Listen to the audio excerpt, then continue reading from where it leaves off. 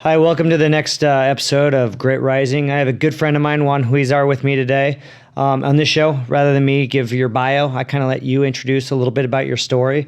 Your intro's longer than most, which is good, but tell us a little bit about who you are, what you do, then we'll kind of get into your story and your upbringing. Trent, thank you for having me on the podcast. I not only love the name, but I love your mission behind it. Because the mission behind it is giving a somewhat of a platform to people who have not always had their, what you said is kind of the way for them paved, or maybe not the resources that others have had. And I think that what you're doing is really awesome, and just really appreciate you giving me this platform and this time with you. Cool. Tell us about yourself. So my name is Juan Huizar. I've been living in Long Beach now for about 20 years. I do come from Mexico, but before we go there, I have a real estate company here in Long Beach. We're successful multifamily brokerage firm. I'm the president of it. I got a wife, two beautiful daughters, and I'm just blessed to be here in the USA. Yeah, it's you look at you from the outside, from the little you would know, which is Long Beach State, successful real estate guy, fraternity, good-looking guy, the normal stuff that you see. But most people, when you really ask the questions, which we don't ask enough in life, right? Everybody, how you doing? How the kids? Blah blah blah, and you get down to such surface level stuff. And then when you and I talk, the good news is we're usually running together, so we have nothing to do but talk for 2 hours. Mm-hmm. But if you could take us from the story of the childhood about your dad and wanting to come here, why he wanted you here, what life was like there, what life was here, and then all the success with you and your brothers. Got it. So our story starts in a small little village in Mexico, and it's called La Victorina, and it's in Zacatecas. And so Zacatecas is the state. La Victorina, till this day, has a population about 50 people. So at that time that we lived there, there was no running water, no electricity, no cars. And so the way that we got around was on horseback and burros. In order for our family to get water, my sisters, who were older than us, would have to wake up at 3 a.m, walk 2 miles to a well, get water in a bucket to bring it back so that by the time they got back, my mom would be able to prepare breakfast for the family. We recently did a documentary, Trent, which I haven't released, and I went back to my hometown and we kind of on a whim interviewed all my siblings. And we got the story told by all of my 8 siblings. So in my family, there's 4 sisters and there's 4 boys. So there's 8 of us, right? And so I got a lot of the details of what life was like. I'm the 6th child, so there was a lot that had happened before I was born that I didn't exactly see. But to hear what life was like was pretty tough. In one instance, they talk about, my brother Antonio. Mm-hmm. He was a newborn. And my mother had to leave our little town. There was no grocery store where we lived in, but every now and then you could hop on the back of a truck of someone going by our village, and you ask them to take you to the nearest larger town that had one store. So my mom goes on this ride in the back of a truck. And on the way back, she can't get across because it rained, and the little river that she had to get across was full of water. So it was too dangerous for her to get across. And my sisters tell the story of my mother being stuck on the other side. They have a newborn. There's no formula, Trent. How do you feed this newborn? And Antonia was left with my sisters. They're little girls themselves, and they're having to figure out a way to keep this baby happy somehow with no food, throughout the night until the water level drops and my mom could get across. It's crazy. That's to give you an idea of some of the stuff that was going on in our village. There was another story where my parents had cattle. They had to grow their own crops, but it was really dry. And so in the dry seasons, if you kept your cattle in our town of La Victorina, the cattle would die from thirst.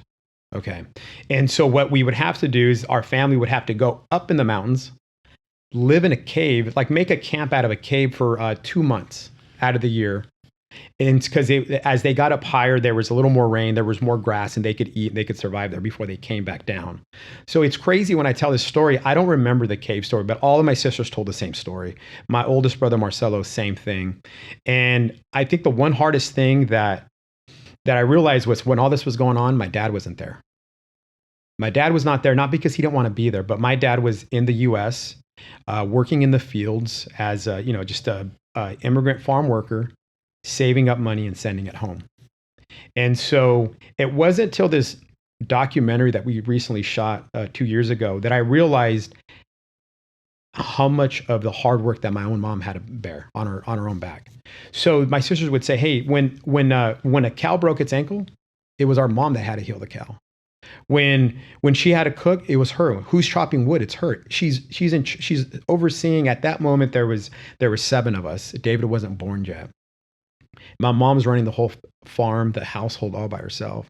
So my sisters would tell the story. Our mom was angry. She was mad. And it got to the point where my dad would come back, and everyone was happy that he was back for that period, but they all knew he was going to go back.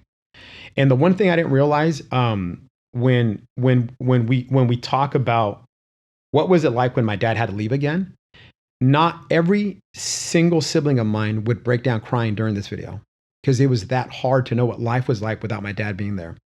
So my mother really put pressure on my father to say, "Hey, you either take us or you stay there for good." I didn't realize that my mom was this strong. And the biggest shame is that I learned this after she had passed, that it was really her urging, and she was this powerful woman, and but no one told this story. We had to go back, and I heard all these things, and I'm like, shoot, it was my mom who put the pressure. My dad was kind of going back and forth, which was very typical of men to do back then. In fact, I'll tell you what, it was very typical of men to come up to the U.S., start a new family, and forget about their family down there. And luckily, my dad didn't do that. Mm-hmm. So it came to the point where it was decided that we were all going to go to the U.S. My sisters were excited because they had heard about the U.S. And when my dad would come back, he would bring them back dolls and toys. At that moment, my sister would talk about her dolls were things that she made out of sticks and leaves because, dude, we're in this little town where you can't go buy a doll.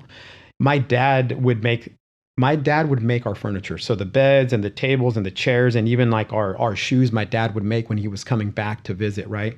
So when my sisters caught wind that we were leaving, they were super excited. And the one thing I'll never forget that, as we were leaving, I remember that small village.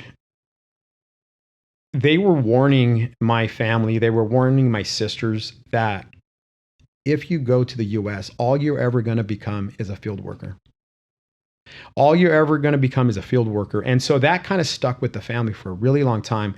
And Trent, I'm not here to say that there's anything wrong with people working in the fields, but that is the entry level for anyone, for any immigrant who comes here. That is a job that no one typically wants. Mm-hmm. And it's a job that you're forced to take to make ends meet when you first get to the U.S. And so that was something that I think as a family, we were trying to prove everyone wrong, that we were going to get further than that entry level point.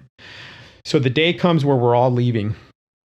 It costs $1,500 to hire a human trafficker to get everyone across. And so we hop on a train. Before we hop on a train, we say goodbye to my grandma. And during that time, because my dad was gone a lot, my grandma was really the parent to my older sisters. And so my sister Gloria tells this story that I got to hear during the documentary that I didn't know, that everyone's crying. It's 3 a.m. and we're getting ready to get picked up by this truck that's going to go take us to this train that we're going to be on for 3 days. That my grandma she owns one pair of gold earrings, takes them off, gives them to my sister Gloria in her hand. My sister Gloria still has those earrings. That's crazy. It's just this beautiful story of what that was like. So we say goodbye. Everyone's crying. And then we get on this train. And we go to Mexicali. And in Mexicali, we have an uncle who's there waiting for us. And we're there for about a week because my dad's trying to arrange the human trafficker to get us across. And so the day comes and they there's at that moment, David wasn't born. There's 9 of us. Mm-hmm. All 9 of us get in back of a truck and we get taken to the desert, driven to the desert, and it's dark. And when we get there, we realize that we're not the only family crossing. There's 30 other men there and young. So at that point, I think the age group, because there's 7 of us. My oldest sister may have been 14, and it goes all the way to 1. Right. So you got to imagine, I mean, you're a parent, you have 2 beautiful, successful kids. Like, how many parents are going to take that risk and go through crossing the border at midnight illegally with that many kids? And your youngest is a 1-year-old. Yeah. And I was 3 going on 4, and Tony was 6. And then pretty much every 2 years, like, we had another sibling. Right. And so my sisters tell the story so at this point, how old were you? I was 3 going on 4. And I remember this now. You remember walking across the border? I remember us going there. It's dark. And I remember my dad bringing a lot of water. At this point, my dad had a lot of experience going back and forth. Yeah. Successfully. And so now every single time he has to hire someone to get him across, and it's $1,500. That is a lot of money for someone who's picking fields in the US. Okay. And so my dad was prepared. He had a lot of water, he had food, and all of us had to carry something. And my mom had made this little concoction of like alcohol and all kinds of stuff, and she was rubbing it all over our arms. And so it turns out it was to keep the snakes and the spiders away while we walk.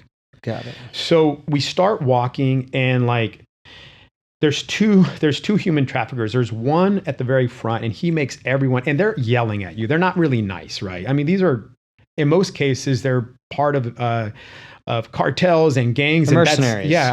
And so they're yelling at everyone, get in a straight line. And so we're on a straight line, and we're young kids, and we don't, Antonio and I, we don't really know what's going on. My sisters understand we're going to the US, and they're happy, right?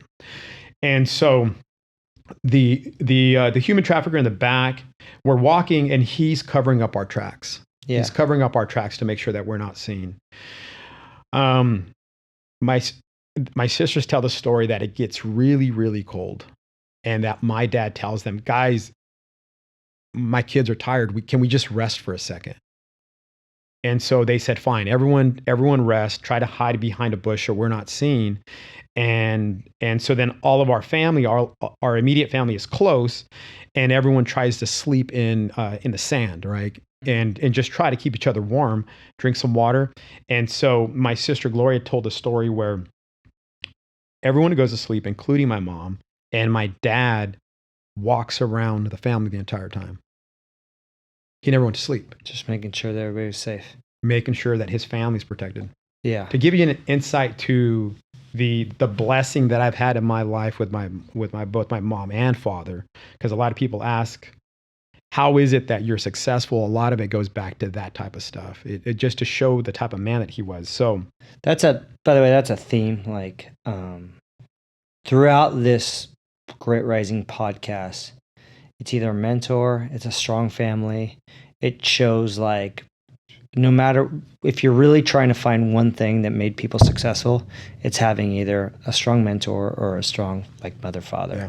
Like, it's mind blowing. And it's a shame for those who don't have that. Yeah. Right. By no fault of their own. Yeah. Right. So we continue walking, and there was a time that I clearly remember where I see all these lights coming towards us. And I was a kid, and I was so excited because I thought that we were walking to a carnival, like a little like circus thing that I had seen as a kid. But unfortunately, that wasn't the case. It was the Border Patrol, and they rounded everybody up, and they put us on a bus and right back to Mexico. And so then we ended up back in Mexicali with my uncle, having failed that one night. And then my dad had to do the same thing again, find another group of men. $1,500 gone. You do not have to pay. That's a good question. You don't have to pay till they get you across. Got it. You don't have to pay till they get you across. And so the second time, my dad was like, he's like, no way am I going to take my kids through that again. So they were able to find someone that could do it and just take us through a vehicle. And luckily we didn't get checked, and we got through. My earliest memory of being in Lemoore. So Lemoore is a small little farm town in the middle of the Central Valley, maybe 45 minutes south of Fresno. That was our first stop. Mm-hmm. That's where my dad had been staying. And so my dad had shared an apartment. So our first days in the U.S., we are living in a living room of a 2-bedroom apartment, and with another family of 6. So, but for us, we were excited. We had never seen carpet. I mean, we had a dirt floor in Mexico. Had never seen running water, seeing cars, television. We were like, whoa, this was great. So we were all pretty excited. During those first couple months, my mom would keep us indoors. She was worried, hey, the landlord, is someone going to rat us out? Are we going to get in trouble? And little by little, my dad was able to get his own apartment. And, one thing I didn't mention, Trent, that it's really important. My parents in the town that they lived in only had a 6th grade education. And so for them, the reason they brought us was because they're like, well, we don't want our kids to only have that level of education, and we want them to have the opportunities that we didn't have. And so education was this big driving force behind our family. And didn't you tell me, kind of when you were leaving the town, like you were considered successful if you had land, and you had land in that town. So by those standards, he didn't have a 6th grade education, but he was considered, he had land. And then you go to an apartment and it's better than any land you've had. I tell people that when I say we didn't have running water, we didn't have toilets or toilet paper. It's crazy. So you would just go outside. Yeah. And I don't know that he was successful in having land. It could be that desert land was very undesirable, probably no value, and they worked it hard to get bean and corn out of it. Mm-hmm. And so if whether he had a 6th grade education, but he certainly had the motivation to say, I want something better for my family. Yeah. So you get to Lemoore, and now you're 3, 4, all the way up to 15, and you go straight to school, or you're working in the fields. You're doing both. Kind of walk through that next phase of life there.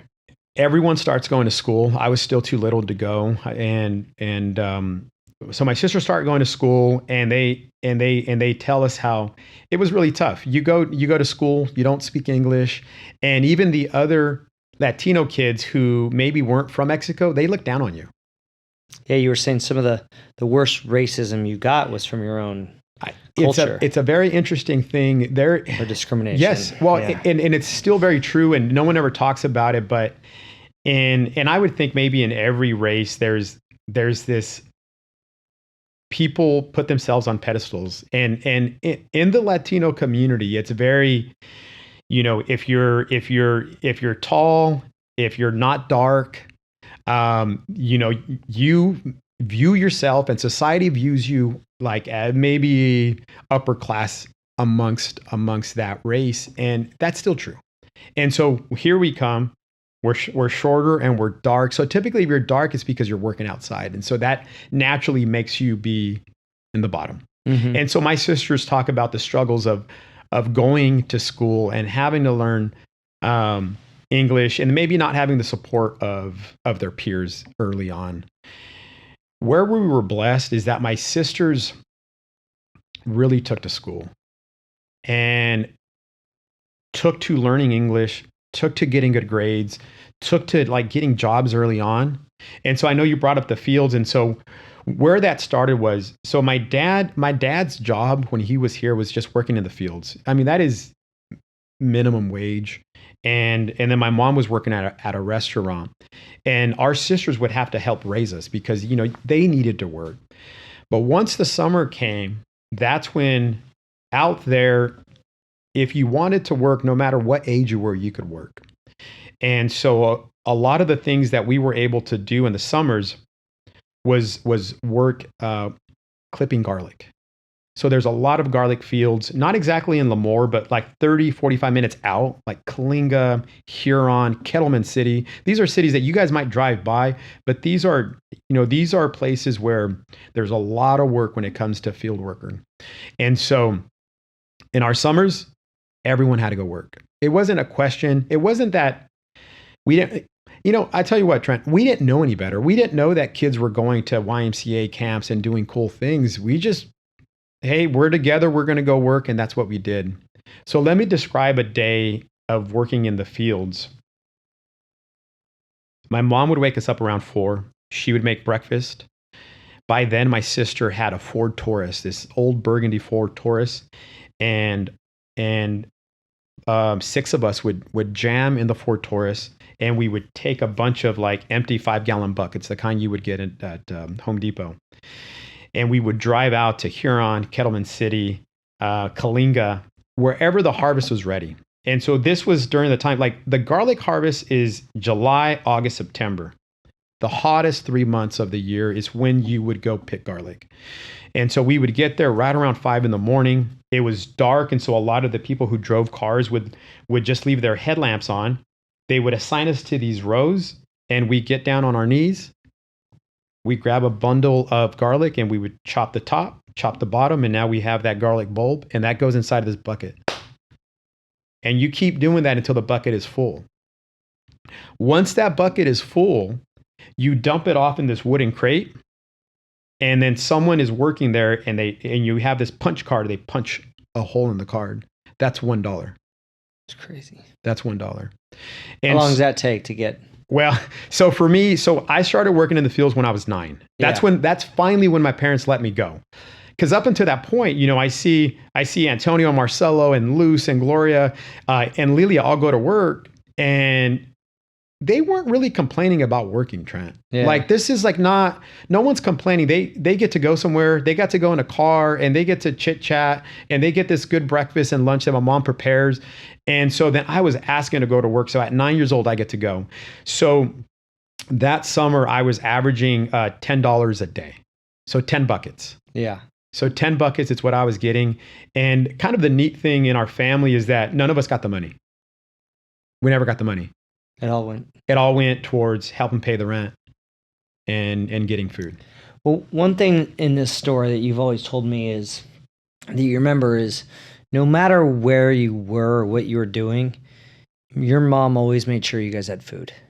Like that was like something that was critical. Right.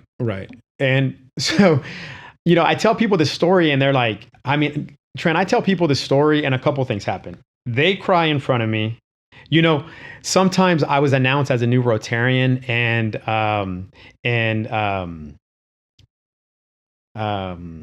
the person that had nominated me to be a Rotarian, she tells my story. She's crying as she's presenting me to the rest of the Rotarians. And so, but the one thing we weren't hungry. Yeah. Like we were poor, we worked hard, we were out in the sun. But the one thing is my mom never let us go hungry. And we ate a lot. We were like, as little kids, people see our photos, we were like chubby little kids. Yeah. Yeah. So I was blessed that my mom was a good cook, but that was the way she showed her love to us. So David has your mom to blame. Yeah, pretty much. Pretty much. So you're working in the field, sports, high school sports, any of that. Somehow you guys go from working in the fields and being basically told you're nothing to getting into wrestling, to getting athletic, and to proving that you're not going to be in the fields and going to college ultimately. Yeah. Like what kind of... Yeah. So let me go through that because, in preparing for this interview, Trent, it's been really good for me because I go back, and as much as I credit my mom and dad, I got to credit my sisters and I got to credit my brothers because I'm the 6th child. So there's 5 siblings ahead of me, all setting an example. And so you got Lilia, Gloria, Luz, and they're going through, at that moment, my oldest sister could have been in high school already, but they're exceeding and they're getting the accolades early on. So they're coming home with awards. I didn't know what an award was, but like teachers would come by and congratulate them on their success. And so there is this trickle down success within all of my siblings. Marcelo was just well behaved and liked, and people were like, can you mow my lawn? Can you iron my clothes? And there was this overwhelming amount of support from our town because I think they saw hard work and ethic. And there was the town of Lemoore, I feel like wanted to help my family so much. And so we're all working hard. Everyone's doing good, and everyone's setting an example for me. Antonio is like a straight A kid from early on. He was, he was in the GATE program, talented and gifted. He's got that he just has it. Engineering mind. He's got the engineering mind. And so then he gets, shipped off to camps and all these things because he's so smart. And I'm like, man, So for me, it was really easy. People give me credit, and I'm the one that gets to tell the story. But at the end of the day, I look back. I'm like, well, I had a loving mother, father, and all these siblings ahead of me, really setting an example, which really made the difference in our family. And then I did the same for my sister Candy, and then for David. I mean, he's young, but the path for him was obvious. Yeah. There's one way to go, and that's it. And so it made it easier for them. To talk about wrestling, my brother Marcelo is in high school. He tries out for the soccer team, and no, he doesn't make the soccer team. Having never played, there was no, he was working in the fields. There was never a time for him to learn how to play soccer, so he doesn't make the team. And the one sport that will take everyone is wrestling. And so then we go and we watch Marcelo wrestle, and we love it. And Marcelo loses a lot at first, right? Yeah. And, he's there battling, and we see him. But all that work ethic that we learned in the fields and being in Mexico applies to wrestling. Yeah. It's funny that you use the word grit. Grit is that's a term you describe a wrestler. Yeah. He's gritty. And so Marcelo started wrestling. Antonio gets into it. And then Antonio starts winning big tournaments, and I'm reading the paper. Oh, and then I'll get into my newspaper boy story. But, and so then again, just because they wrestled, then I started wrestling. Now I had the luxury of started wrestling as a sixth grader and going to these freestyle tournaments.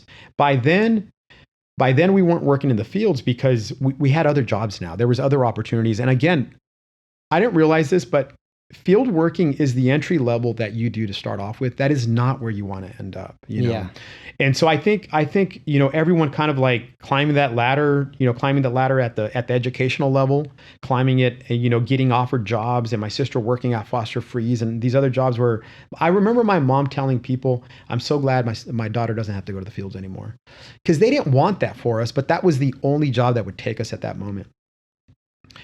Wrestling, we had a coach, Kent Olson, still alive to this day, and he was tough. He was tough on us, but he brought the best out of us. And we learned from him that while we weren't good at first, we could get good at anything. I mean, Kent Olson took us to Oklahoma for wrestling camps. We went down to Thousand Oaks, and there was an Arizona State wrestling camp. He did so much for us. And now when I look back and telling the story more and more, I realize that a lot of us talk about haters. Hey, there's haters, and I have haters. Dude, Trent, I have supporters. And I have the town of Lemoore that has not just my back, but the entire family's back. Yeah, it's unique because me and Cora talk a lot about the haters. And even Long Beach is it's got that really local feel. But there's times where you're like, damn, we're just trying to grind away and be successful. Why do you hate the success part of it, right? And I guess it's humbling, and at the same time you're like, I don't get it. I don't get why people don't support each other more. And you talk about Lemoore a lot and how those people were so proud of you and continue to look for you, and that's so cool. I wish there was more of that even in our own town.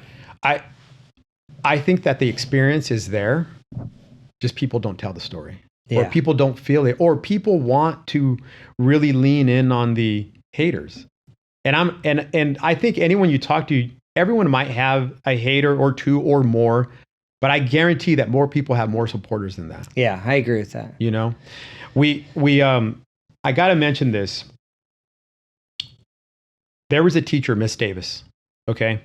Miss Davis, she knew we were working in the fields, Trent, and she was my sister Luce's teacher at the time. And in the summer, when school was over, she knew that we were going to go back to work in the fields. Miss Davis, in hopes of helping our family, she would buy a bunch of books, and she would give them to my older sister and all my sisters, and buy books for Marcelo and Antonio and me and Candy and David. David was still little. He was still a baby. And she would bring us books, and she'd say, guys, I know you're working in the fields, but this is another way that I want you guys to get paid. If you read these books, write me a book report, I'm going to pay you $15 each book report. And that's out of our own money. Teacher salary, in Lemoore out of her own money. No one's telling her to do this. She's still alive. She's shocked that I remember that she did that, but I have to tell the story because there's other people. So she's my Miss Davis, right? Yeah. But there's a lot of people like that, and a lot of teachers. You hear it all the time, right? These teachers that are extra school supplies with their own money, and like those are the people that are doing it for the right reasons. She would pick us up. She would pick Antonio and I up, and she would take us to her house, and she had a ranch, and she would say, "Boys," she had acres, cut down all these weeds. And Antonio and I would go out there, and she would bring us lemonade, and she would pay us more than we thought we deserved. She was just looking for ways to help us. That's so great. Yeah.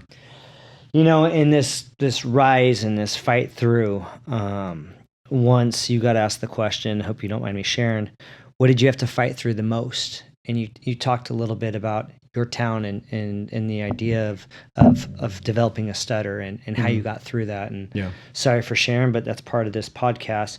Talk a little bit about, like, I think it was like, what's something that it was Ryan that asked the question once. He's like, what's something that you really had to fight through that gave you what you are today? And that story on that run that day, thankfully it was like a 20-mile run. So it took up a good couple miles, but walk through that. Right. One thing that's, before I go there, Trent, one thing that I've liked running with you, the first time that I ran with you, I brought my AirPods, and you're like, "Dude, what are you doing?" I'm like, "I'm putting in my music." You're like, "No, man. When you run, you talk to people." And so that's something that always stuck with me. And so in this case, we did have that long 20-mile run. And so one of the things, Trent, that I've tried to hide my entire life was the fact that I am a stutterer. And not just like, oh, he's got a cute stutter, it goes away type thing. I had a stutter from Mexico. I had a stutter when I was a kid. It was so bad that through my adulthood, it was hard for me to raise my hand in class when I knew the answer to a question, when I knew that I knew it. But I was afraid to raise my hand because I was going to stutter through the response. And so my whole life, Trent, has been avoiding communication. And I've had this. There was a time where I'm like, maybe it's not that bad, or maybe people don't notice it. And people would say, and my parents, listen, they didn't know how to help me. And back then, there was really no therapy. Like now you hear the word speech pathologist all the time. And I didn't meet one until I was in college. Yeah. And so the one thing, it's interesting that I tell my story, but the one thing that burns me inside the most was that for the longest time, had this inability to speak. And it was like a real severe stammer of my words. I mean, through college, you could talk to my college classmates and my fraternity brothers, and they're like, Juan's a stutterer. And now that I talk about it because, A, it's gotten better. You wouldn't even know it. Think about how good of a speaker you are now. You're making YouTube videos without even talking about it. No, well, thank you. Well, thank you for that, Trent. It got to the point where I was hoping that I would never have to talk about it. And it wasn't till my wife, Amber, we were dating, and she brought it up, and I was like, huh? Wait, me? And then it forced me to finally look in. Because I guess people were being nice to me, and they just would avoid it. They're like, hey, Juan's nice. I don't want to hurt his feelings, so I'll just leave it. I won't tease him. Sometimes people would tease me. Like in high school, I got teased. I was on the wrestling program. I was on the wrestling team. I got, I was the smallest kid in school. Yeah. I know the deal. So there was a lot of teasing behind, people would then try to stutter the way you stutter, and they thought it was cute. And you're like, you're making fun of me, and it hurts. And that's the one thing that till this day, so Amber brought it to my attention, and she really forced me to say, like, Juan, you have a problem. Why don't you seek help? And I did, and then I got a therapist, and even that therapist said, Juan, what you need is Toastmasters. And Toastmasters is groups of people who get together to learn how to public speak. But my agenda was learn how to speak. And I went every week, every Wednesday. Every Wednesday I went to this group, and I told them I'm a stutterer, and I would stutter on stage, and I would get through these speeches. But that was my therapy. That was my therapy. Little by little, that started going away. And so now you don't hear it. And now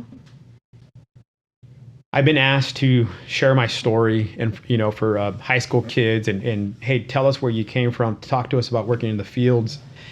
And now what I'm doing, being here, Trent, like 5 years ago, 7 years ago, you would have asked me, I would have said no.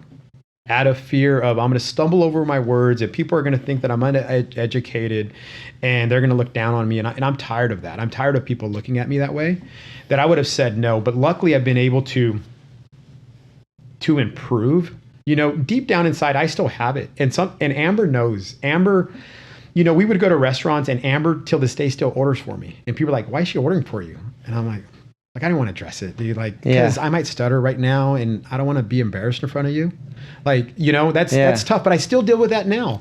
Now I've 100% embraced it. Now I will talk about it. But for the longest time, it was like, I chose a degree in accounting.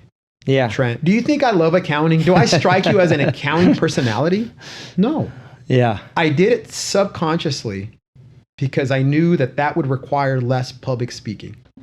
That's what do you think made you? I mean, I know Amber pushed you, and so you got the mom, the dad, the teachers, the wrestling coach. Then you marry an inspiring wife. So 2-part question. One, what do you think you're doing to attract those type of people in your life? And then the second part of it is, most people would avoid it, like you said you were. What do you think makes you not only attract those type of people, but then take on that issue head on? Take on that, hey, you're never going to be more than a farm worker. You're not going to go to college. You're not going to, public speak. What do you think makes you go, fuck that, I'm taking this on? Ask me that first question again. The first one is, what do you think makes you attract supporters? When you talk about haters versus supporters, and you see the base, obviously you're born into the family, but there's something that you do that attracts the right people around you. People see potential and people see hard work. People see hard work, and I tell you what, people want to reward hard work. They want to reward hard work, and that's it.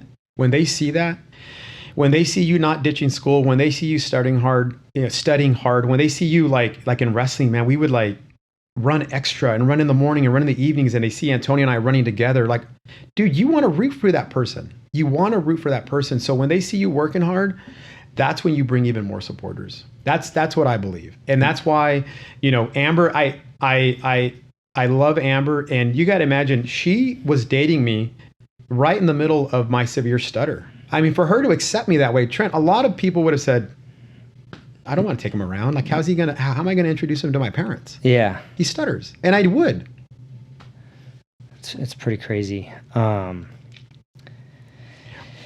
then the part about just saying, I'm going to take these head on. Where do you think that comes from? So we got to live this life in the U.S. And by the way, man, we're blessed to be Americans. I mean, we are so proud to be here. We realize, and this is me and speaking for all my siblings, that we get to live the American dream. And the American dream is still alive. I know a lot of people will tell me, no, it's not. It's not like it is when you were in college. There's not these jobs waiting for you. BS. If you work hard and you want to be somebody, that opportunity in the U.S. 100% still exists. And I don't know why people think otherwise. But coming to the U.S. and seeing our parents, I feel like our life got better, and my mom and dad got to live a good life, but my dad still worked in the fields. My dad tried to take English classes at night, but he still had a family to feed. My mom never learned to drive, and I feel like our parents did all of this for us. Like, our life got better. We learned English. We got the accolades.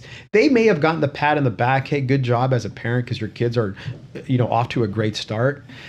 I feel like the passion and the will to want to keep fighting is for them, is as a thank you to them for bringing us here to the U.S.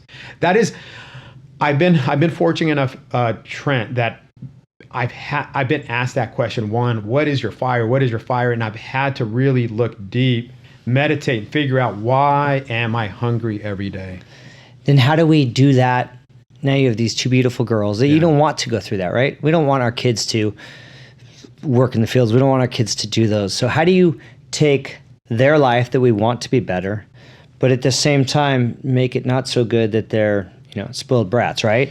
And so how do we give them enough love that we wish we had around us, and at the same time give them enough harshness, or not harshness, but obstacles where they have to be somebody on their own. I don't have that answer, Trent, because the one thing that I don't know how to do is how to instill motivation and passion and desire. And a lot of people will say, Juan, well, you're setting the example, right? You're setting the example. Is one thing is what you say, the other thing is what you do. But I hope they have it. Yeah. They're showing signs already. A lot of what I tell you, they know the history of our family. They've seen the documentary. They've seen my siblings cry during being interviewed about our family's past.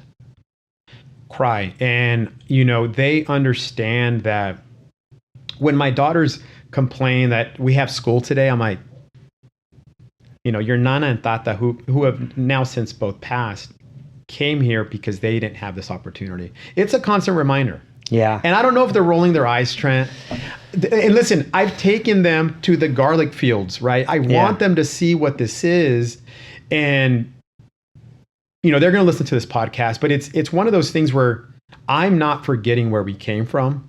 I talked about my stuttering to them. So Dad's not this perfect person who's got, dude, I have a disability. Yeah. I have a disability. And it's not, Dad's, is he on camera now and all these things? But I think what they see is Dad working hard and Mom working hard and Mom instilling values. And so, Trent, I hope I'm doing it right.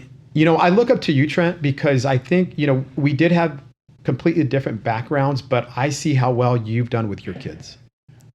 And that to me is very inspiring.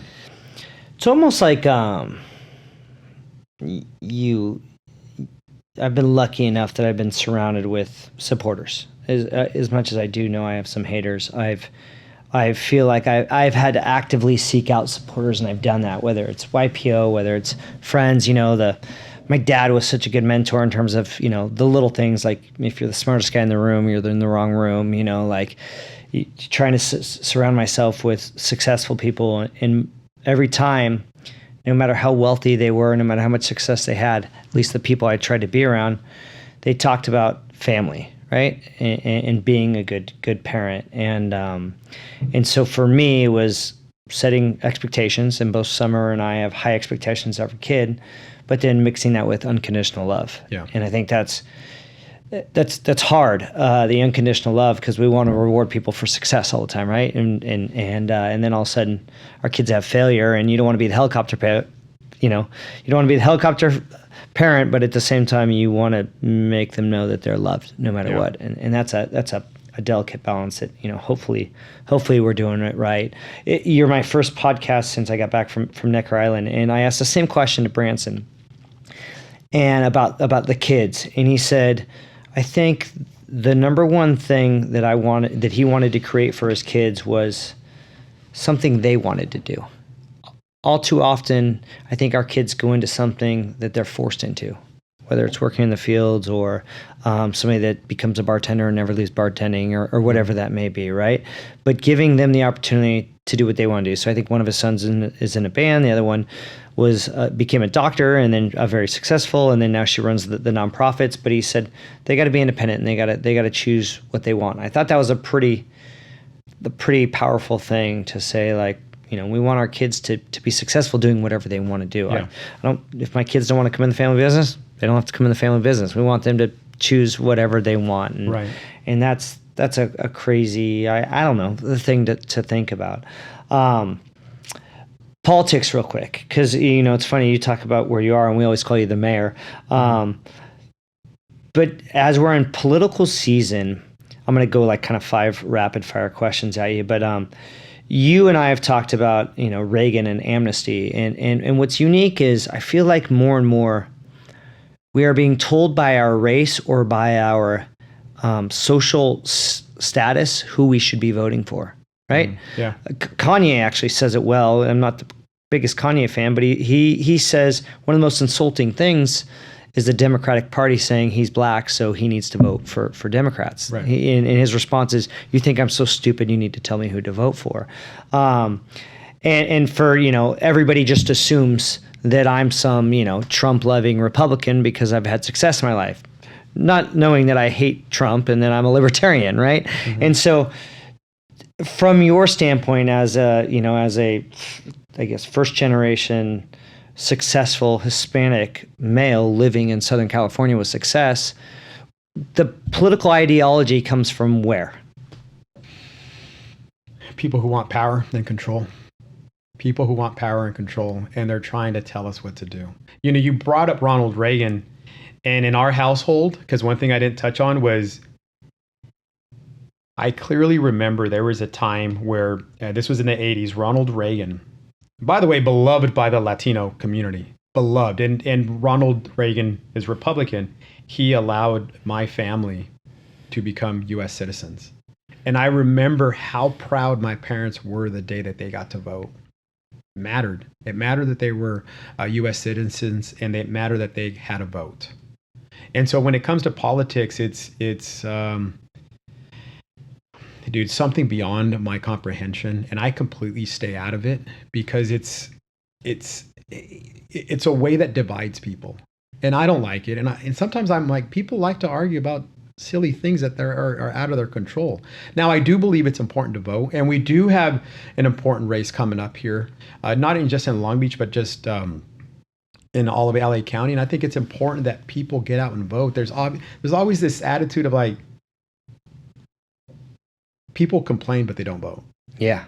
It's like, don't complain to me then. Just go figure it out. Yeah. The second rapid fire is, I think a lot of people say, "Oh, I listen to Juan, you're a Rotarian, what you do in the community, what you do for nonprofits and that sort of thing." They say how.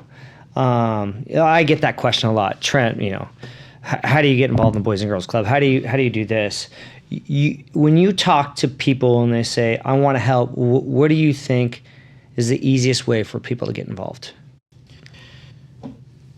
There's a lot of ways to get involved. I think the way that I've done it, and I love the Rotary Club of Long Beach. It's one of the largest in the nation in terms of a group, and the things that they do. Trent, the one thing that I really admire, like people in the Rotary, including yourself, is there's this perception, and I think, whether you're minority, you have this perception of that, consider it the people up top, that they're all about money. And it's not till you get to know them that you realize, BS, they're all about giving back. They're all about volunteering. They're all about helping. And so for me, I was fortunate that I got invited to join the Rotary, and that's where I really had a chance to kind of blossom and give back. And when I was in high school, I received one of my scholarships was a Rotarian scholarship. I didn't know that. Such a cool and I shared that with them. And then growing up, Trent, and I don't know if it was the Kiwanis or the Lions Club, during Thanksgiving they would, as kind of a charitable donation, they would come through the little apartment that we lived in, and they would drop off like a turkey and canned food. And they would, before maybe a month leading up to Thanksgiving, a month leading up to Christmas, they would give us a list of 3 things we wanted. And we know this still exists because now people are asking us for donations, and we get someone's list that says 3 things that they want. Yeah. Me and the kids do it. It's cool. The kids do it. And so I have such this like appreciation and gratitude for the opportunities that I've been given. Okay. I see opportunities everywhere, but I really appreciate the opportunity that I was given. So then like I look back and all the organizations and all the groups and all the teachers, and shame on me if I don't give back. Yeah. Because look what they've done for me, and look where they've helped me get to, and we're not done, Trent. This is just the beginning. That hunger, it wants to reach where I believe is my potential. And not just for my sake, but for my parents' sake, for my siblings' sake, for my daughter's sake, and for the good folks back in Lemoore. Yeah. Next question. On Mexico, it seems like they're next to the land of free, most powerful country in the world, and every time I feel like they get close to not being a third world country, like the crime and the gangs and all that take over. And if you were president of Mexico tomorrow, what would be the first thing you did? Trent, that's a hard question, my friend. I don't even know where to start. The LA Times does a beautiful job of tracking what is going on in Mexico. And I don't know if it needs more military, if you really need to target the cartels. I think that might be where I start. But I keep reading that the cartels have a bigger military than the Mexico military. Yeah.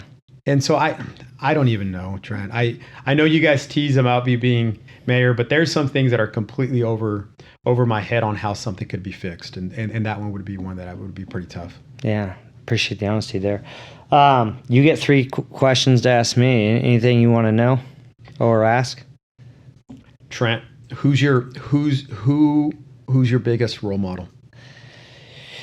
So similar to you, I think I actually have, 2. I think on one hand, I had my dad who, from a business perspective, was the best role model in his successes and his failures. Being so close to him, and he trained, hundreds of life insurance agents that were former athletes. And so he has more one-liners of telling you how to be, something as silly as I remember the first time I came into the office, a little hungover, and he said something. He said, if you're going to hoot with the owls at midnight, you better be ready to soar with the eagles in the morning. It was this goofy little one-liner that I was like, oh, shit, I gotta get it together. Yeah, he's right. And another one was like, be careful as you step the rungs in life to make sure that you can walk back down. Meaning, like, don't ever get up to a point where you don't think you're going to need that same step on the way back down. And he was always very humble. His parents came from Lincoln, Nebraska during the Great Depression. They both worked at the Press Telegram on the circulation desk for Sam Cameron. And uniquely enough, his grandson is one of my best friends and granddaughter. And so I think my dad came from a different mentality than me. He had to succeed because it was not quite your depths, but he was a hustler. Mm-hmm. I had the ability to not have to hustle as hard, so I got to take a more pragmatic approach and a more academic approach to things. And then the other was my mom. A lot of people don't know. My mom almost and stepdad, like we almost went through bankruptcy when in like 7th grade or whatever, and she had to go become a residential realtor, and mm-hmm. worked, and now she's been very successful for a long time. But my mom, man, my freshman year, I remember we started at cross-country league finals in Irvine Park. We went over to Tewinkle Park, and I played a singles match. We went to Mariners Elementary, and I had a club soccer game. Then she took me back for my singles match, and it was like, she just drove me all around. She watched 9 hours of sports. That was me. I was active, but she just took me and did those things. And last week I drove up to Fresno to watch my daughter race. I love those moments of being with my kids and supporting them. And so I'd say I'm really lucky that I got like a strong mom that has unconditional love, and then a strong dad that taught me so much about business. And then also there's things that they're really weak in. My mom loves the Irish guilt trip, and I say I don't want to treat my kids like that. Yeah. My dad can be really selfish, and I love him, but he cares about himself a lot in a lot of situations. And I realize I don't want to be like that and things. And so it's taking the good, taking the bad, recognizing it, and being and understanding what you want to be and what you don't want to be. Right. No, well, thanks for sharing that, Trent. Second question, the number one book you recommend? Gosh, I've read some amazing books. Probably the most impactful book of my life is actually a short one. It's called Never Eat Alone. And it talks about eating lunch, and there's a whole behavioral behavioral part to eating lunch and the progression of a lunch and socializing and meeting people. And so Never Eat Alone was literally a plane flight from New York to LA that I read that was just incredible. So I'm going to give you actually a couple here. So that was probably the most impactful on me. Right now in my business, American Icon. the story about Ford and Al Mulally and accountability. Oh my God, he turned that company around from the depths of despair, despite a family that just cared about dividends. And like what he did for Boeing and for Ford is just it's something that you can carry through life, and it's so good. And then probably the most relevant one to today is Empire of Pain. And what it talks about is the Sackler family and OxyContin and how they effectively got our country hooked on OxyContin and heroin. And when you look at Mexico wouldn't have a cartel and a drug problem if America didn't have a consumption problem. Right.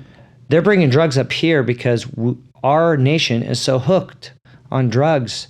And so this family who refuses to apologize and acts like they're these big benefactors, and what they did and how they paid off the FDA and the FDA approval, we just went through a pandemic where everybody treated the FDA like they're saints. And the FDA is, I think, probably one of the most corrupt organizations of all time. And then people call me, conspiracy theorist and all that. I'm not a conspiracy theorist, but if you have that much control and you've had that corrupt of a history, whether you look at the history of approval of saccharin and sugar and vaccines and what's going on here and OxyContin, and when they approved OxyContin, they didn't even run their own studies. They trusted the company that was selling it to them. And then when they were going through bankruptcy, they said they were going to pay their bankruptcy through the future sale of OxyContin. It's like, it's mind blowing. Right. And they would target doctors that were doing that. And so when you really look at the drug problem and the homeless problem, our country's sick, and it's sick because of prescription drugs and big pharma. And we have to recognize that. And we can't give this idea of the FDA is science and trust the science and powerful when they're the ones that fucked us up. Right. And I'm lucky. I have no idea why I was afraid to take prescriptions and all that as a kid. I never did. I don't even like taking Advil, and I'm not trying to be on my high horse, but God, that stuff fucks people up, and it's scary. And now you're going the other side, which is the drugs that they didn't beat up on because they couldn't make money on, like cannabis and psilocybin, are now all of a sudden finally getting free, right?